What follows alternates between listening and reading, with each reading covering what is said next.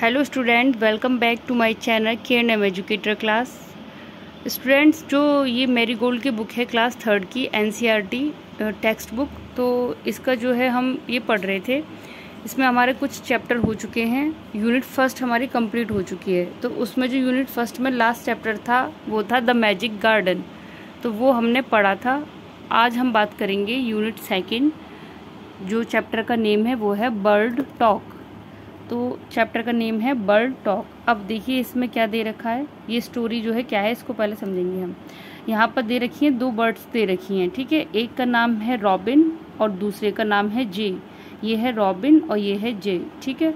तो ये दोनों जो बर्ड्स हैं ये आपस में एक दूसरे से है ना बात कर रही होती है। तो इसमें देखिए स्टोरी में क्या है। Think said the robin, think said the J, sitting in the garden talking one day. यानी कि यहाँ पर जो रॉबिन और जे जो है गार्डन में बैठकर एक दिन बात कर रहे होते हैं।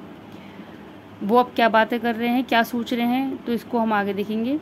Think about people the way they grow, they don't have feathers at all you know. वो बोल रहे हैं कि जो ये लोग होते हैं, यानी कि हमारे बारे में वो बोल रहे हैं। पीपल यानी कि जो लोग होते हैं वो किस तरीके से ग्रो करते हैं, यानी किस तरीके से बढ़ते हैं। ये दोनों जो रॉबिन और जे जो दोनों बर्ड्स हैं ये आपस में बात कर रहे हैं एक दिन बैठकर कि ये जो लोग होते हैं ये किस तरीके से ग्रो करते हैं, किस तरीके से बढ़ते हैं। दे डोंट हैव फेदर्स, यानी उनके तो कोई पंख भी नहीं होते। यानी कि वो हम लोगों के बारे में बोल रहे हैं, दोनों बर्ड्स, कि इनके तो कोई फेदर्स भी नहीं होते। फेदर मतलब पंख नहीं होते। एट ऑल यू नो, तो ये किस तरीके से बढ़ते हैं आगे बात करते हैं वो। They don't eat beetles, they don't grow wings, they don't like sitting on wires and things. उसके बाद में वो बोलते हैं कि they don't eat beetles. Beetles का मतलब होता है यहाँ पर जो छोटे छोटे कीड़े मकोड़े होते हैं जो बर्ड्स खाते हैं, लेकिन जो है जो ह्यूमन है, जो इंसान है, जो लोग हैं वो नहीं खाते, यानी हम लोग नहीं खाते। तो यहाँ पर दोनों बर्ड्स बोलते हैं दे डोंट ईट बीटल्स, यानी कि ये तो जो कीड़े मकोड़े होते हैं वो भी नहीं खाते। दे डोंट ग्रो विंग्स, और ना ही इनके पंख होते हैं, यानी कि इनके ना विंग्स होते हैं। दे don't like sitting on wires and things, और ना ही ये वायर्स यानी कि जो बिजली के जो तार होते हैं, वायर्स होते हैं, ना ये उन पर बैठते हैं। यानी कि जो बर्ड्स हैं उनको हम लोग अजीब लगते हैं।